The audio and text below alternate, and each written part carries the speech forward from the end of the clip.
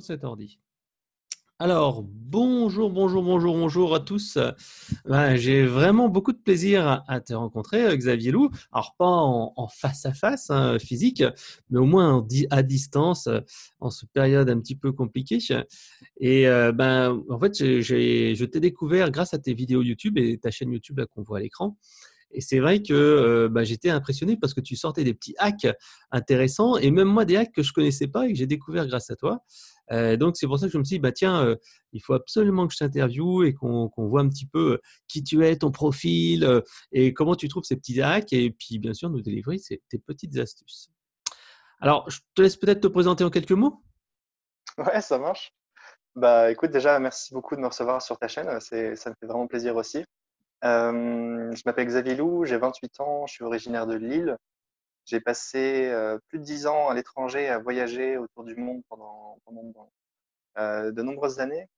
La vie m'a un jour mené à Berlin où j'ai commencé à bosser pour une start-up, où j'ai découvert le milieu du digital. Et quelques années plus tard, j'ai atterri à Dublin, en Irlande, où j'ai travaillé pendant 2 ans chez Airbnb, où là, j'ai vraiment peaufiné pour le coup mes compétences en digital et en marketing.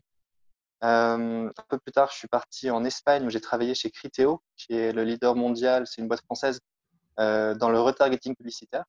Et pendant toutes ces années, en fait, j'ai appris énormément de choses sur le tas. Je suis d'un naturel plutôt curieux.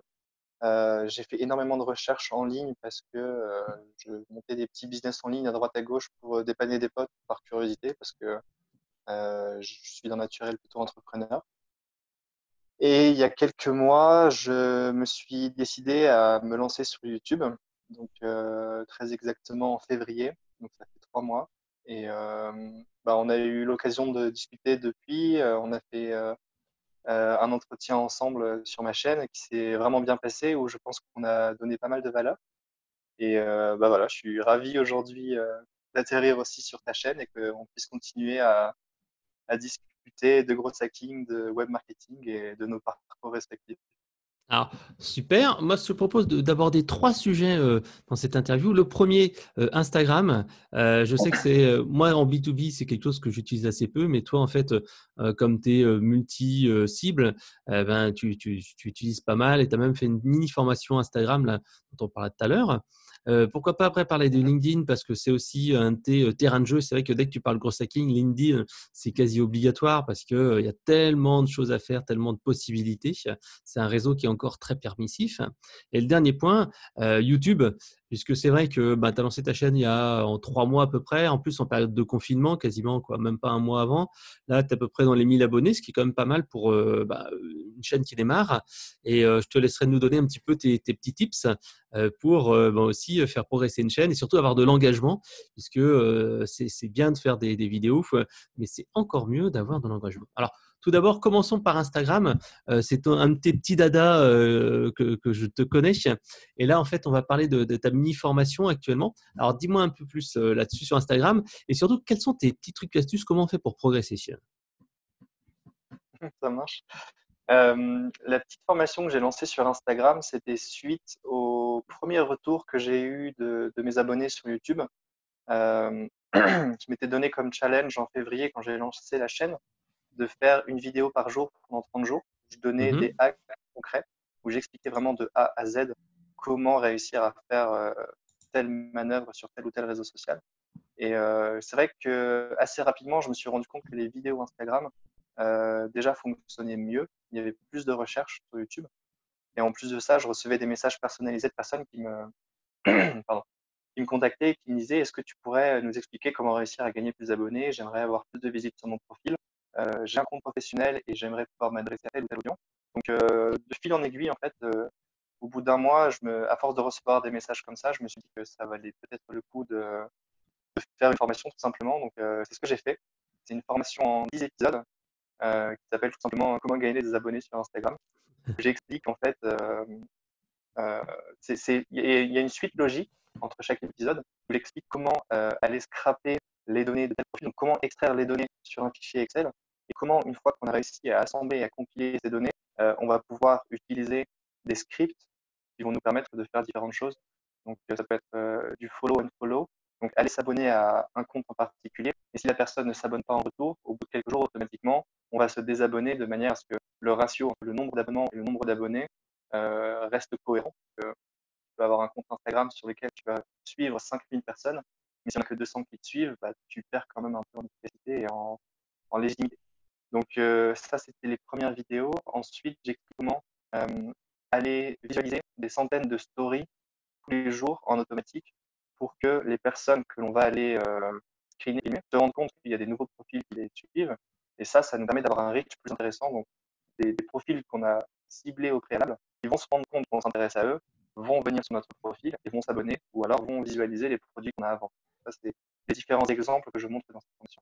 Ah, c'est vrai que c'est des bonnes vieilles techniques utilisées depuis déjà un petit moment. Le follow and follow, donc tu prends ta fameuse liste et si tu as un contenu intéressant à valeur ajoutée, etc., la personne voit, se dit ah tiens, c'est pas mal ce truc, qui c'est ce gars-là qui me suit? Et s'il y a des contenus intéressants, forcément, elle va s'abonner, elle va continuer à liker. En tout cas, les premiers, elle va venir, elle va voir est-ce que c'est bien ou pas. C'est là qu'elle fera son petit like, etc. Et donc, si elle fait un petit like ou deux, après, tes publications seront affichées systématiquement. Alors justement, comment tu fais? Est-ce que tu as des outils? Est-ce que c'est du manuel? Dis-moi un petit peu tes petits secrets pour justement aller faire ces petites techniques follow and follow et les visions de story. Oui, bien sûr. Alors oui, j'utilise des outils. J'en ai testé pas mal. J'ai testé Jarvis, j'ai testé Steam Social. Et le dernier en date, celui que j'utilise encore aujourd'hui, s'appelle Phantom Buster. C'est un site sur lequel on va trouver des centaines de scripts différents qui sont vraiment dédiés à une action en particulier. Et le fait d'utiliser ces scripts les uns après les autres, on va pouvoir, je vais donner un exemple concret, on va pouvoir utiliser trois scripts. Le premier, on va aller extraire les données des followers d'un compte dont on aimerait avoir le même follower dans la même thématique. Le second script va aller follow ces personnes-là.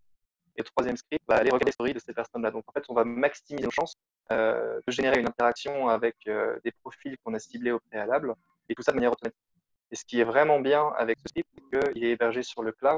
Donc en fait, une fois qu'on a fait notre petite popote et qu'on lui a dit va suivre tel profil avec telle régularité, fais attention à ne pas en faire trop parce que potentiellement il y a des Instagram qui tombent dessus et tu peux prendre un shadowban. Ce qui est cool, c'est qu'une fois que tout est mis en place, ça nous permet de générer des interactions et des followers pendant qu'on est en train de dormir. Ça, Ouais, c'est bah, vraiment. je comprends bien parce qu'en fait, comme tu disais, moi aussi j'ai testé Jarvis par exemple, avec un très bon outil multiplateforme, mais en fait j'avais des réglages un petit peu trop agressifs de follow, unfollow, de visionnage, etc. Et je me suis fait bannir en une petite semaine. Et comme toi, je me dis, bon, allez, soit je réduis un petit peu les réglages, mais ça devient moins intéressant, ou soit en fait, j'utilise d'autres outils. C'est vrai que Phantom Buster, moi j'utilise aussi pour Twitter. Pour Twitter, c'est un excellent outil parce qu'il va permettre d'extraire aussi tous tes fans à toi, tes abonnés Twitter, et après tu fais ton petit tri sur Excel, et hop, avec le second script, comme tu dis, hop, tu choisis dans un petit outil parce qu'ils ont un store comme ça tu as plein de fonctions clés en main. En fait, c'est même pas des scripts tellement c'est simple à utiliser. Il n'y a pas besoin de coder, il suffit de remplir 3-4 champs. Et grâce à ça, tu envoies des direct messages. Je crois que c'est 150 ou 120 tous les jours de messages. Et moi, c'est vrai que je le fais pour deux choses. Avec Phantom Buster, je le fais pour envoyer un DM de bienvenue tous les jours. Avec Jarvis, je fais du follow and follow sur Twitter où je follow mes nouveaux followers. Et donc, ce fameux message de bienvenue tous les jours. Et de temps en temps, un message à toute ma base que je sélectionne. En fait, j'extrais toute ma base de Twitter.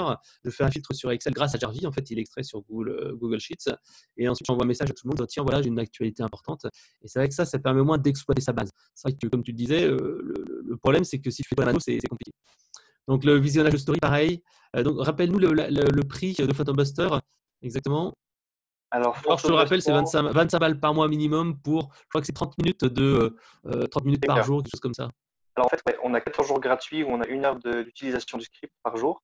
Avec une heure déjà, même en débutant, il faut Ah s'accrocher oui, c'est pour la pas mal. boucle là. Donc il y a moyen de déjà faire quelque chose d'intéressant. Après, je devrais peut-être pas dire ça à l'antenne, mais techniquement, vous avez aussi la possibilité, si vous avez forcément beaucoup de sous, de créer des nouveaux comptes toutes les 2 semaines.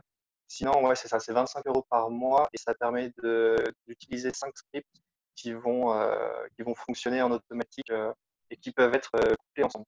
Ça, Ouais. c'est une des grandes innovations aussi. Je crois que c'était sur la dernière mise à jour il y a 2 mois où on peut en fait synchroniser les deux scripts de manière à éviter trop d'interactions en même temps pour essayer de passer sous les radars. Et ça Ouais. fonctionne assez bien. Après, tu as dit quelque chose qui était vraiment très important et je n'ai de cesse de répéter à toutes les personnes qui m'envoient des messages. Le gros hacking, c'est top, ça marche bien, mais trop utiliser de gros hacking, au bout d'un moment, ça peut être vraiment contre-productif et tu peux te prendre un shadowban pendant une semaine, comme ça a été ton cas, peut Mhm. terminer ton compte. Ah Donc, ouais, ça, il toujours faut faire vraiment attention. respecter les règles qui sont conseillées dans ma formation ou qui sont conseillées par Phantom Master ou par Jarvis. Ça, c'est vraiment quelque chose qu'il faut toujours marteler dans la tête des gens. Ouais. Et puis autrement, toujours pour parler de Phantom Buster, donc moi j'ai eu un compte payant pendant très longtemps et là je suis repassé en compte gratuit parce qu'avec le confinement, bah, c'est un peu plus compliqué de faire un certain nombre de choses. Et là je suis au compte gratos et c'est vrai que le compte gratos, je crois que tu as 5 minutes par jour et 5 minutes par jour, bah, ça me suffit de faire le DM de bienvenue à tous mes nouveaux followers sur Twitter. Donc c'est gratuit, c'est totalement simple à faire. Tu mets 5 minutes, allez 5 minutes à faire et là vraiment, faut pas s'en priver. C'est interdit par Twitter, mais c'est tellement simple et tellement plus pratique d'avoir ce petit message. Et moi, je fais un peu de tracking de ça. Ça me rapporte tous les jours 4-5 nouveaux abonnés à ma newsletter. Et c'est vraiment en zéro effort. Voilà. Et Ouais. après, je m'étais même amusé à faire des petits scripts entre l'extraction de contacts. En fait, pour être précis, pour le truc de Phantom Buster, je crois que je dois, si je me souviens bien, je prends tous les gens qui sont nouveaux abonnés grâce à Zapier. Ensuite, je dois les mettre dans un Google Sheets. Et ensuite, le Google Sheets, il est connecté à Phantom Buster. Phantom Buster envoie un message. Je crois que c'est ça le truc, si je m'abuse. Alors Ouais, donc, c'est est-ce que bien tu as que d'autres… tu parles de Oui, ça. je t'en Le, prie. le fait de coupler Zapier avec Phantom Buster et avec différentes applications, ça, c'est vraiment la toolbox magique de FreeCanva. Ça me parle vachement et je pense que c'est vraiment très pertinent effectivement de coupler ce type d'outils. Ouais. Ouais, parce qu'avec Zapier, tu peux connecter à un Google Forms, un Typeform, etc. Ouais. Alors là, on a parlé de deux, trois petites astuces. Est-ce que tu peux nous donner aussi d'autres astuces que tu utilises sur Instagram ou alors après, on pourra passer à LinkedIn pour en fait justement faire grandir son compte, avoir plus d'abonnés, plus d'interactions. Quels sont tes petits tips Insta ou après, on passera à LinkedIn? Oui, bien sûr. Non, non, j'utilise d'autres types, bien sûr. Le premier, et c'est le plus connu, c'est l'utilisation des hashtags, évidemment. Sur Instagram, on a le droit à 25 ou à 30 hashtags. C'est toujours intéressant déjà de voir dans la concurrence ou des personnes qui sont dans la même thématique que soi, de voir quel type de hashtag ils utilisent et surtout de cliquer sur ces hashtags et de voir le nombre de publications dans ces hashtags. Et en marketing, pour le coup, j'avais suivi des formations à l'époque où je travaillais pour Vidéo où ils expliquaient que sur les 30 hashtags, il vaut mieux avoir 5 gros hashtags mondiaux, type hashtag Instaphoto, mais qui sont vraiment floudés. Et surtout, il vaut mieux derrière avoir des plus petits hashtags avec des thématiques vraiment spécifiques. Et c'est ça qui va nous permettre d'avoir un reach plus intéressant. Et l'algorithme Instagram, pour avoir fait certains tests, va beaucoup plus facilement vous mettre en avant si vous utilisez des hashtags qui sont vraiment nichés, qui sont liés à la thématique, plutôt que de mettre les 20 hashtags trendy du jour ou du mois, parce que c'est déjà floudé et vous avez beaucoup moins de chances d'être mis en avant, à moins que vous appeliez Cristiano Ronaldo ou Salomé Gomez. Bah oui, si tu mets blog ou si tu mets quoique confinement, si il doit y avoir il doit y avoir beaucoup de trucs dessus. Mais par exemple, tiens, c'est vrai que moi j'ai fait aussi un petit truc là-dessus sur Zoom. C'est vrai que Zoom, qui était devenu un outil qui a vraiment cartonné. Moi, j'ai fait quelques articles là-dessus et c'est vrai que tout de suite, les gens ils sont concernés. Dès que tu fais Zoom, astuce Zoom, réunion Zoom, apéro Zoom, etc., bah, ça remonte un petit peu. Plutôt que On Zoom, fait sur donc le apéro Zoom. hashtag trendy, ouais. Ouais, non, c'est clair. Après, il y a une autre technique aussi, je pense que c'est quelque chose qui est de plus en plus utilisé par les influenceurs et les gens qui ont peut-être le temps. Mais vous pouvez, avec des outils tels que Hootsuite, programmer des stories à l'avance. Et les stories, c'est vraiment là où vous allez avoir le meilleur reach. Et surtout, ne lésinez pas sur à la fois les hashtags, évidemment, mais surtout de mettre les lieux dans lesquels vous vous trouvez. Parce que on est vraiment surpris du reach que ça peut avoir. Mettons que moi, je suis dans le centre de Lille, je vais faire une story avec un arc-en-ciel, je vais taguer Lille, je vais mentionner un compte de la ville, par exemple, Lille ma ville, le nom du compte du coin, et je vais mettre un hashtag Lille. Donc ces trois dénominations, ça va me donner un reach qui sera de l'ordre de, enfin, je dois avoir 2000 abonnés. Mettons que j'ai, je sais pas, 4 ou 500 personnes qui vont voir ma story. Et ben dans ces 4 ou 500 personnes, je vais avoir 20% qui vont provenir euh, de ces mentions. Du fait d'avoir cliqué à Lille, de la tag Lille, et que j'ai mentionné le compte lié au coin, enfin, dans le coin. Et ça, je pense que c'est une astuce simple, gratuite, qui ne prend pas forcément beaucoup de temps, mais qui peut vraiment permettre de générer de l'interaction et des nouveaux abonnés avec des personnes qui sont ciblées, que des gens dans la région. Pour moi. Ouais, et puis là, je le mets en direct. En plus, là, je vois ta petite story là avec, on voit le quartier de Lille. On a vu un petit autocollant Lille, tu vois, le hashtag Lille. Ouais, Donc là, c'est un vrai truc où tu peux dire, bah, tiens, ça va générer un petit peu de exactement. Ouais. trafic. D'accord. Tout à fait. Alors, il y a aussi un petit truc que j'ai bien aimé et qui pourra servir à pas mal de gens. Donc, on sait qu'on peut, bien entendu, publier des contenus avec le Creator Studio, mais on peut également répondre aux messages directement depuis son PC avec une petite astuce que tu as dévoilée il n'y a pas très longtemps. Ouais. Ouais, effectivement, ouais, c'est une vidéo qui dure 1 minute, je crois, ou 1 minute 20, où j'explique comment, en 2-3 clics, on peut publier directement depuis son ordinateur sur Instagram et on peut également envoyer un message privé et répondre en fait directement. C'est vrai que moi, quand je suis dans un espace de travail, on est tout le temps sollicité par son téléphone. Et j'aime bien quand je suis en train de travailler ne pas avoir trop de distractions.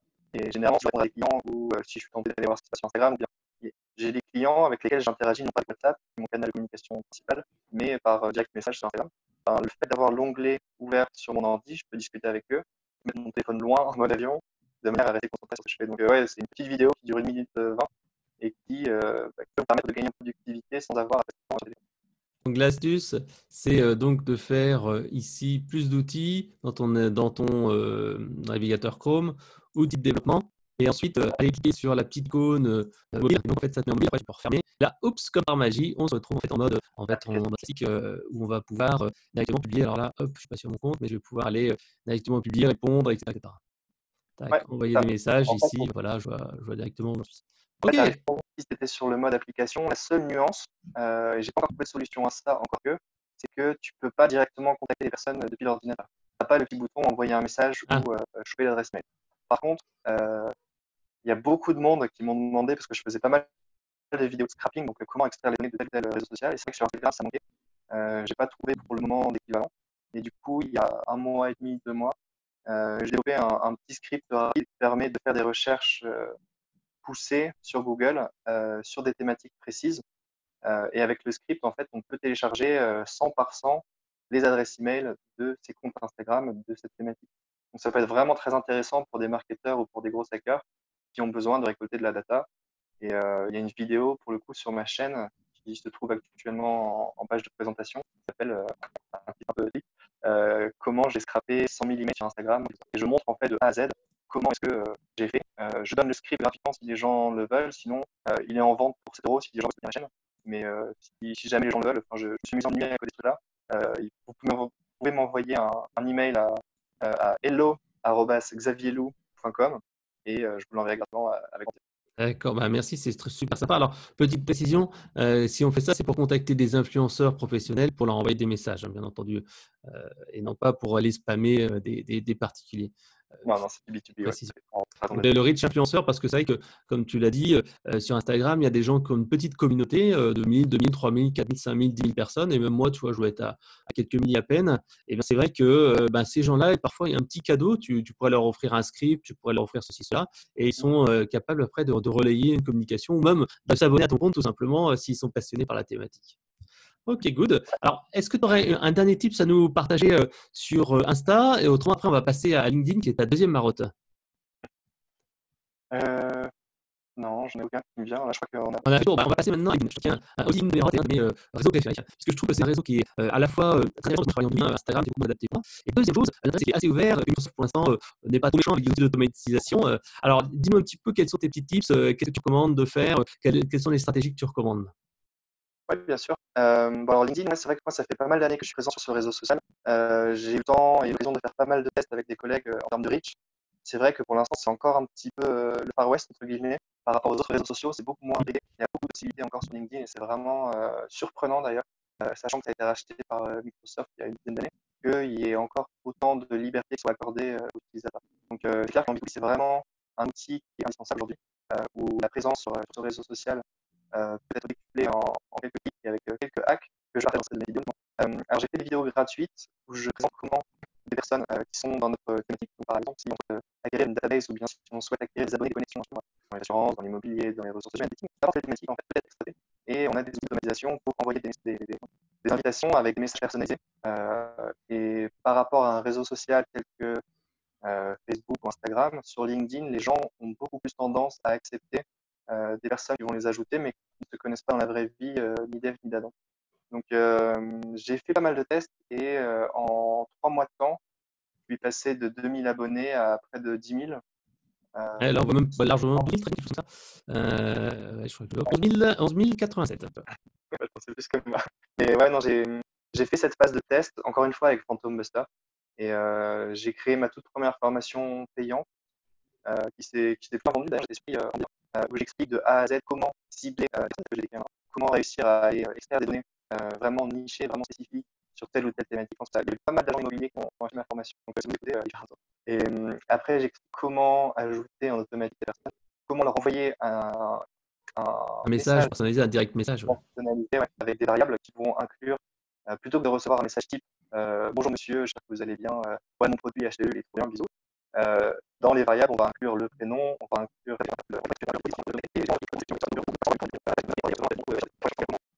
créer un événement comme un événement sur Facebook et sur LinkedIn et inviter en automatique les gens. Et après, c'est un événement en direct, c'est un événement en ligne, c'est une conférence, et ça fonctionnait vraiment très bien. Donc, en automatique, en un mois de temps, j'ai envoyé 30 000 invitations et j'ai eu un taux d'acceptation de l'ordre de 50%.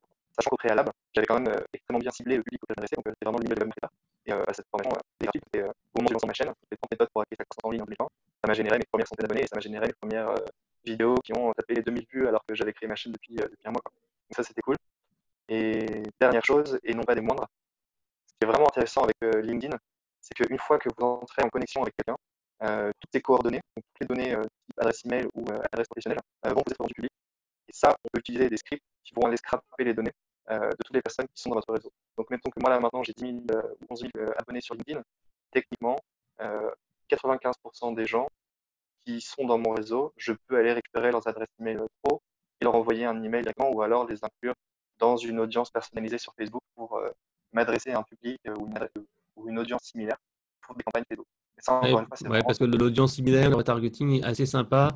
Parce qu'en B2C, comme on le disait tout à l'heure, malheureusement, on ne peut pas aller envoyer un email perso. L'email pro, c'est là qui peut être deviné. Moi, en fait, avant qu'on ait justement que LinkedIn renforce un petit peu les règles, on pouvait extraire auparavant les emails de sa base de contact de l'archive. C'est plus possible depuis 6 mois ou quelque chose comme ça. Mais à l'époque, ouais, tu vois, 2 fois par an, j'envoyais mes bons vœux et mes vœux de bonnes vacances avec ma ouais, c'est ça. solution d'emailing. Et c'est vrai que tu avais 1 pour 1000 à peu près de gens qui se plaignaient. Ils disaient, mais qu'est-ce que vous faites? Pourquoi vous m'envoyez un email?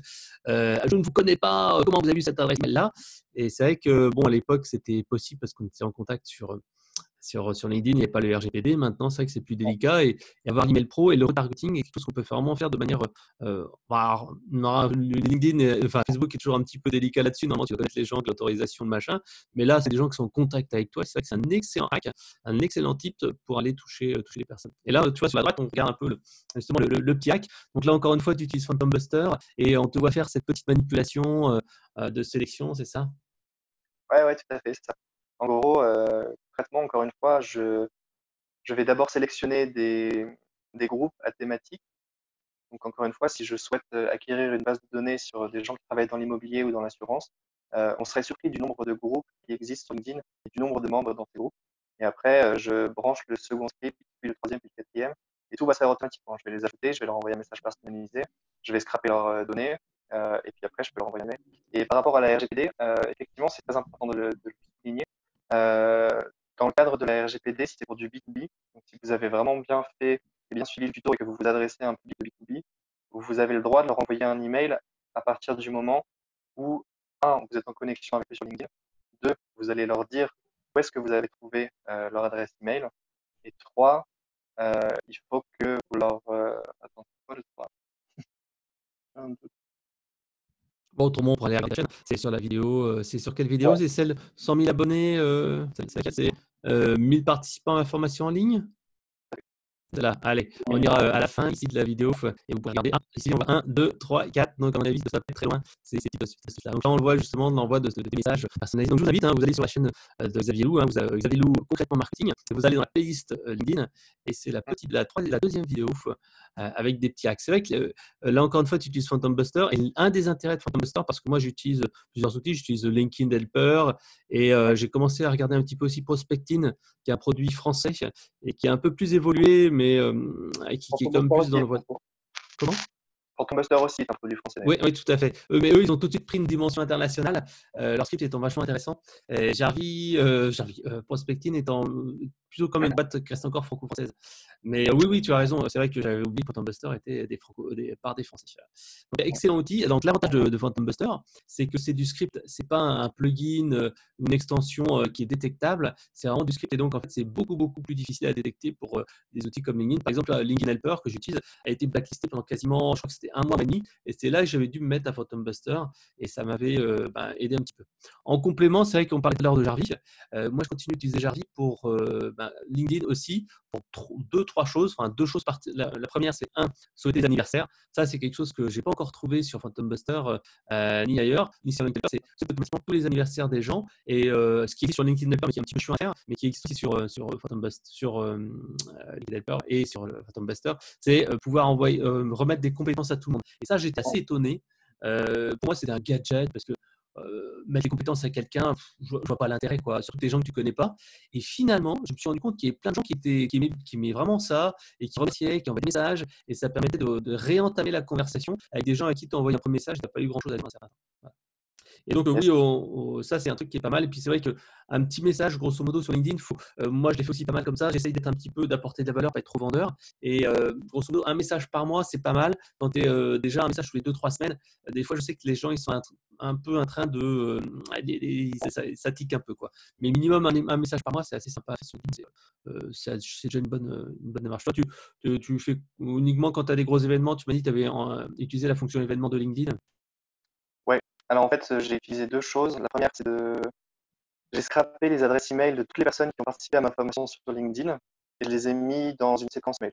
Et j'ai eu des très bons retours et j'ai fait quelques ventes grâce à cette méthode. Donc j'étais premier surpris et surtout le premier satisfait au final de voir que ça fonctionnait. Et deuxième chose, j'envoie des messages automatiques à toutes les nouvelles personnes qui entrent dans mon réseau. Et en fait, comme j'envoie beaucoup de demandes, je vais en envoyer peut-être une cinquantaine de manière automatique par jour, l'algorithme de LinkedIn va booster mon reach. Il se dit, OK, ce profil-là, il est ultra actif, il envoie des messages à tout va, mais il le fait de manière raisonnée. Et je change régulièrement les variables ou je change un petit peu l'email de bienvenue tel qu'on en reçoit tous sur LinkedIn. Je pense qu'on est tous aussi pas spammés, mais on reçoit quand même pas mal de messages où les gens cherchent à nous vendre leurs produits. En fait, moi, la différence, c'est que j'ai pas voulu vendre quoi que ce soit. J'envoyais juste un message personnalisé où je leur disais bonjour un tel, j'ai vu que vous travaillez dans tel milieu, peut-être que ça pourrait être intéressant pour vous de vous rendre sur ma chaîne YouTube pour aller voir tel tuto. C'est 100% gratuit, je ne cherche pas à vous vendre quoi que ce soit. Ça, c'est vraiment, je pense, une marque de différenciation qui a fait que ça m'a généré mes premières centaines d'abonnés en quelques semaines. Et après, ouais, envoyer un email par mois. En général, en fait, je préfère réorienter les gens directement vers ma chaîne ou bien vers un De te faire tuto en des emails, ouais. particulier qui devra leur fonctionner que d'envoyer des emails. Ouais. Mais après, c'est toujours une stratégie qui dépend d'un milieu à un autre ou bien d'une personne et de Ouais, bah oui, vision. je te partagerai deux stratégies que j'ai eues moi. Comme toi, en fait, quand j'ai sorti en fait un top outil gros hacking sur mon site, en fait, qu'est-ce que j'ai fait? J'ai utilisé LinkedIn Helper. J'ai ciblé tous les gens qui avaient gros hacker ou gros hacking dans leur post, leur intitulé. Et donc, j'ai programmé un envoi de DM à tout le monde en disant, tiens, hey, salut, je viens de faire une liste de 150 outils de gros hacking. Je suis pas sûr d'avoir oublié. J'aimerais des choses. J'aimerais bien avoir ton avis. Est-ce que j'ai tout mis, j'ai pas mis, etc. Et j'étais étonné d'avoir eu pas mal de retours. Alors, il y a certaines personnes qui me disent, mais pourquoi tu nous dis ça? Il y a un but commercial derrière. Et je dis, non, non, c'est totalement gratuit. Bon, après, bien sûr, tu as les formulaires dans la page et puis des petits liens d'affiliation aussi dedans. Mais bon, voilà, c'était assez sympa. Le deuxième truc que je fais, c'est pour les gens donc, dans une thématique particulière, moi, c'est l'expérience client. Et c'est vrai que je les renvoie sur une BD de l'expérience client, un truc un petit peu fun, un peu sympa. Et en fait, dedans, à l'intérieur, bien sûr, tu as un ou deux formulaires à charger. Et c'est vrai que par contre, j'ai une petite différence avec toi, c'est que moi, je m'occupe en fait de ma cible est vraiment orientée grand compte. Donc, grosso modo, on a peut-être 5000 personnes dans la cible chez nous au niveau France. Et c'est vrai que le deuxième message, moi, je le fais toujours en perso après la prise de contact parce que j'essaye de contextualiser un petit peu les choses. J'étais comme toi aussi sur un marché de masse auparavant quand j'étais beaucoup centré sur le marketing. Et c'est vrai que dans ces cas-là, tu peux te permettre d'avoir un message moins Ouais. personnalisé. Comme nous, on est sur vraiment 5000 personnes en France, tu ne peux pas les louper. Donc, c'est vrai que j'essaye de faire le premier message. Alors, ça prend du temps. J'ai même sous-traité à mon assistante une fois, Sabrina, de, parce que même je l'ai fait plus d'une fois. Des fois, j'étais débordé à faire trop de trucs. Et donc, en fait, j'ai demandé à un assistant d'aller connecter sur mon compte. Tu vas faire ce petit message personnalisé, tu dis le nom d'entreprise et tu dis le prénom. Et voilà, je l'ai fait. Alors, c'est pas de l'automatisation, mais presque. Donc, juste pour la curiosité des lecteurs qui nous écoutent, elle coûte combien ta formation sur LinkedIn? Et vous pouvez la trouver à une URL spécifique? Alors l'URL, vous la trouverez sous la majorité de mes vidéos. Mhm. J'ai 100 € et j'ai descendu à 57 € parce que ça se vendait bien, mais je me rends compte que il y a évidemment une valeur ajoutée, surtout autour de la stratégie, mais c'est vraiment des tutoriels avec un outil. Je présente vraiment au cas par cas et je montre étape par étape. Et j'aurais pu le prix de 57 euros. Ça permet aussi d'atteindre un public de gros hackers grandissant en France et j'aimerais bien pouvoir partager tous ces tutoriels. Évidemment, la plupart de mes tutoriels sur YouTube sont gratuits, mais je fais quand même des formations payantes de temps en temps, c'est pas la majorité. Je continuerai toujours à donner du contenu gratuit et des tutoriels gratuits de manière concrète où j'expliquerai toujours de A à Z comment parvenir à ces fins. Mais voilà. Voilà, je vous ai mis ici la petite page de vente. D'ailleurs, je vois que tu utilises System.io, qui est un outil assez sympa de autorépondeur, landing page, même espace membre, je crois, il doit y avoir tout ça inclus. Qui est Un assez espace sympa. de formation, ouais. Ouais. Alors, on va peut-être conclure avec tes derniers tips, mais cette fois, on va parler de YouTube. Donc là, encore une fois, tu t'es lancé, tu nous l'as dit, hein, il y a sorti, je crois que c'était en février, tu me l'as dit. Là, on est sur ta chaîne, donc 900 ou 2000 abonnés, je sais plus exactement où on était là. Non, sur Instagram, il y a Voilà, il y a 900. Et des vidéos qui ont bien cartonné avec 2000 vues, qui est quand même vraiment bien pour des vidéos qui démarrent. Alors justement, quels sont tes petits tips? Comment tu fais pour avoir plus de monde, plus d'engagement? Et peut-être que tu vas nous parler aussi de la face entre guillemets cachée avec des groupes où d'ailleurs je suis membre et sur lesquels on échange. Alors vas-y, fais-nous part un petit peu de comment on fait pour réussir sur YouTube maintenant en commençant de zéro. Alors, je ne sais pas si je suis la personne la plus apte à répondre à cette question parce que ça fait que 3 mois, mais l'expérience que j'en tire, en tant que hacker en tout cas, après avoir fait différents tests, la première chose, c'est de produire du contenu de manière régulière et du contenu de qualité. Ne pas chercher à avoir le titre le plus racoleur pour que derrière, le contenu ne soit pas adapté à ce que l'on a envie de présenter. Il faut savoir que sur YouTube, pouvoir avoir un reach plus intéressant, un référencement qui soit dans le long terme et qui va continuer à générer des vues, ce qui est vital, c'est le temps moyen de visionnage. Donc, vous pouvez avoir des vidéos avec un titre qui est buzz as fuck. Désolé. Putaclic. Putaclic, ouais. Mais si derrière le contenu est tout pourri et que vous avez seulement 10% de taux de visionnage, votre vidéo elle va tomber aux oubliettes très rapidement et vous aurez plus aucune vue.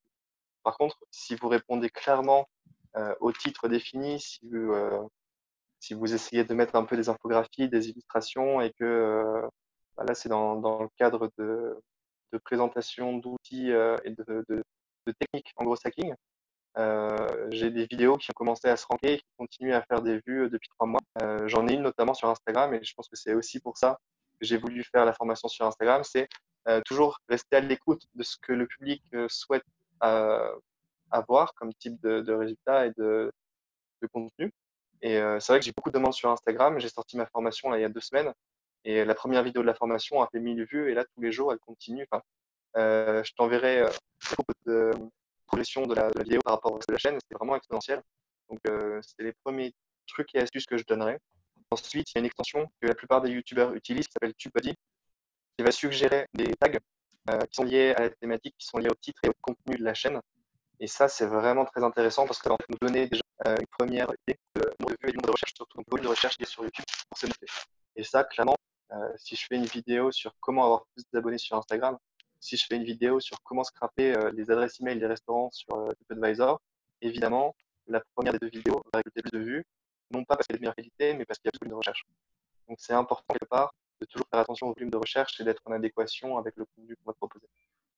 C'est vrai que moi, j'utilisais pas mal TubeBuddy à l'époque, avant qu'ils aient changé Creator Studio, parce qu'à l'époque, il n'y avait pas tout, enfin, le YouTube Studio nouvelle version. Parce que c'est vrai qu'au début, il n'y avait pas tout cet aspect de suggestion de mots-clés, de modification en masse des vidéos et tout ça. Et c'était un outil qui était vraiment sympa, même en gratuit. Même en gratuit, je trouve qu'il était vraiment très bien.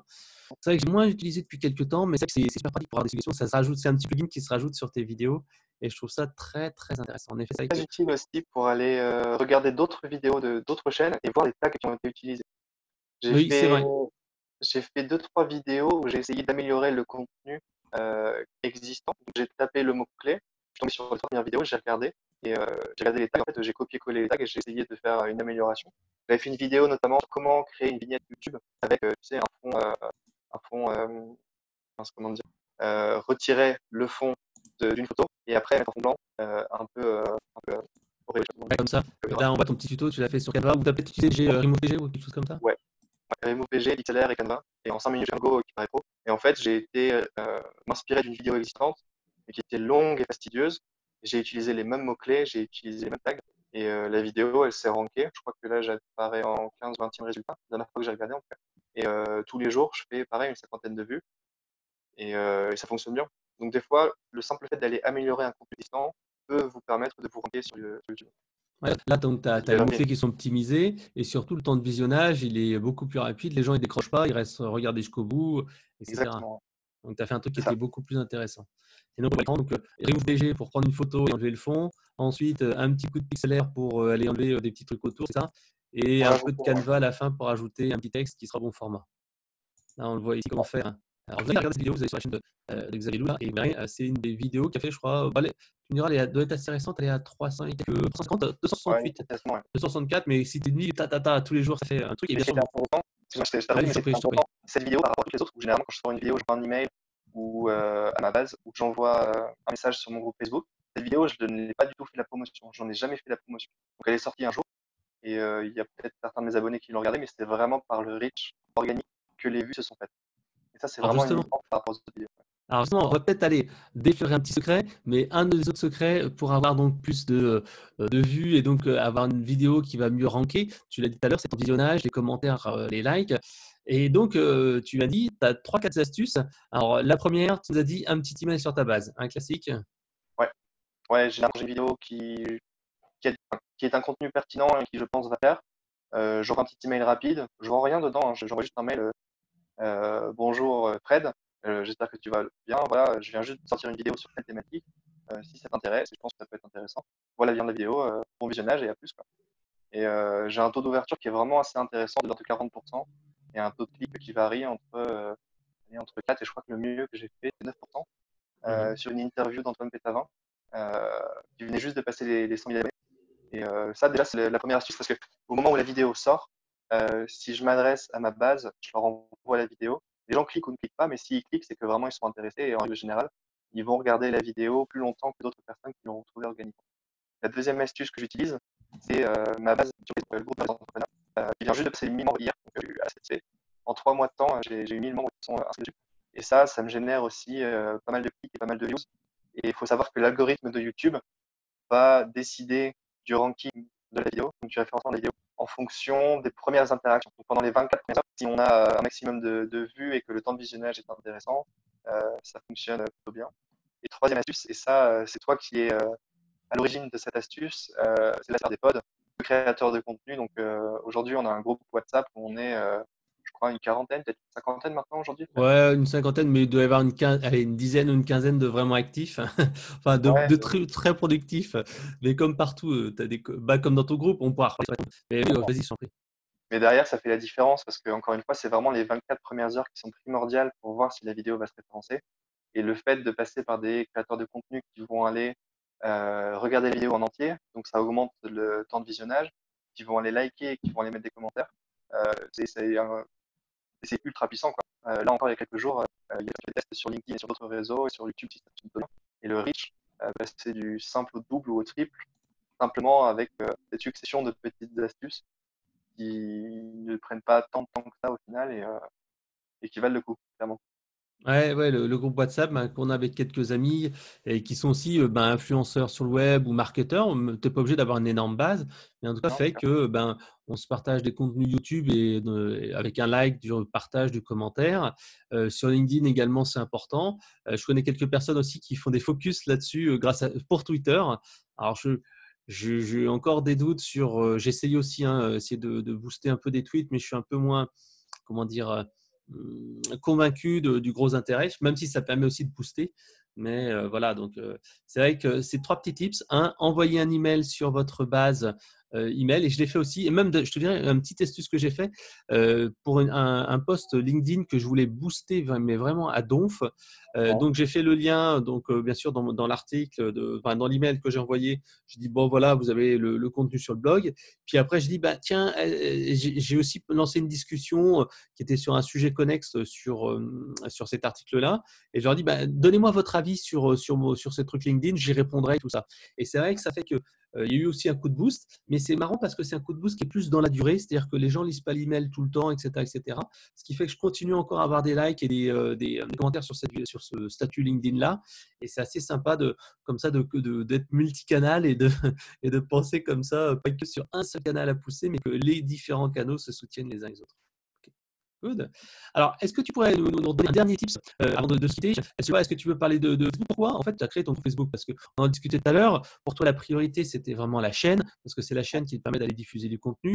Ensuite, tu nous as dit LinkedIn, c'est un moyen d'aller capter du prospect chaud, et d'aller toucher des bonnes personnes grâce au profil, à la profession. Tu nous as dit également qu'Instagram, c'était assez sympa aussi, mais peut-être un petit peu moins en B2B, comme on l'a vu tout à l'heure. Alors, pourquoi Facebook, alors qu'on sait que le reach des pages justement n'est pas extraordinaire, alors que tu as bien sûr créé un groupe? Ouais, bien sûr. Alors le groupe, l'idée m'est venue assez rapidement en constatant que des personnes que je ne connaissais pas m'envoyaient des emails ou envoyaient des commentaires sous mes vidéos YouTube et posaient des questions qui me paraissaient très pertinentes, mais à qui j'allais donner la réponse à eux seuls. Et en fait, en créant un groupe, en invitant les gens à venir sur le groupe, toute question est pertinente. Des fois, il y a des questions qui sont très pointues, des fois, il y a des questions qui sont un peu plus généralistes. Mais l'avantage du groupe, c'est que c'est vraiment dédié aux marketeurs et aux entrepreneurs. Et très régulièrement, moi-même, on me pose des questions et j'y réponds, je ne sais pas, et dans ces cas-là, je le dis. Et d'autres personnes vont répondre. Et en fait, c'est vraiment le but, c'est de créer un système d'échange, de partage. Et je trouve ça dommage que les informations, aussi pertinentes qu'elles soient, ou les questions, pareil, des fois elles sont vraiment très pertinentes, bah, que ce soit une interaction entre seulement deux personnes, alors même que ça pourrait servir à beaucoup d'autres. Donc là, on a passé les 1000 membres et régulièrement, je reçois des questions de personnes sur le groupe et je vois qu'il y a un fil de discussion, de messages qui se crée. Et je me dis que bah, ça a quelque chose. In fine, le partage est là et la mission est réussie. C'est vraiment le but de ce groupe. N'hésitez pas à le rejoindre si vous avez des questions ou si vous souhaitez partager votre contenu ou votre savoir-faire. Le groupe est vraiment fait pour ça. Donc, le Facebook s'appelle Groupe des entrepreneurs et marketeurs, communauté Xavier Loup. Ok, ben merci. Alors justement, si on veut en savoir plus pour toi, qu'est-ce qu'on fait? Est-ce qu'on va sur la chaîne YouTube? Est-ce qu'on va sur le groupe Facebook? Est-ce qu'on te demande en contact sur LinkedIn? Dis-nous tout. Quels sont le meilleur moyen de te joindre? Dis-moi. Yes, alors, le moyen le plus simple, je pense, effectivement, c'est la chaîne YouTube. Vous apprendrez déjà beaucoup de choses avec les différents tutoriels que j'ai créés. Il doit y en avoir une cinquantaine là, en 3 mois. Et après, vous pouvez me suivre sur Instagram. Vous pouvez me demander en connexion sur LinkedIn et surtout, je réponds à tous les emails. Donc, vous pouvez m'envoyer un email à hello@xavierlou.com si vous souhaitez obtenir le script ou sinon, j'ai également créé un e-book avec 100 méthodes pour hacker sa croissance en 2020 où je fais une rétrospective de certaines des vidéos que j'ai faites. Il y a également des tutos, des astuces, des idées qui, des fois, peuvent piquer l'esprit de certains entrepreneurs. Se disent, ah, mais c'est pas cool en fait. C'est vrai que si j'implémentais ça et si j'utilisais tel ou tel logiciel, ça pourrait me permettre d'obtenir le résultat que je souhaite avoir aujourd'hui. Et ce e-book est gratuit, vous le trouverez en dessous de chacune de mes vidéos. Donc les 100 méthodes pour obtenir de la croissance en 2020. Voilà. Ok, bah, merci Xavier Loup, et puis à bientôt. Ouais, avec grand plaisir. Merci à toi de m'avoir reçu, Fred. Bah, c'est normal, c'était un plaisir. Merci pour tous ces tips. Allez, bye. Avec plaisir. Salut à tous.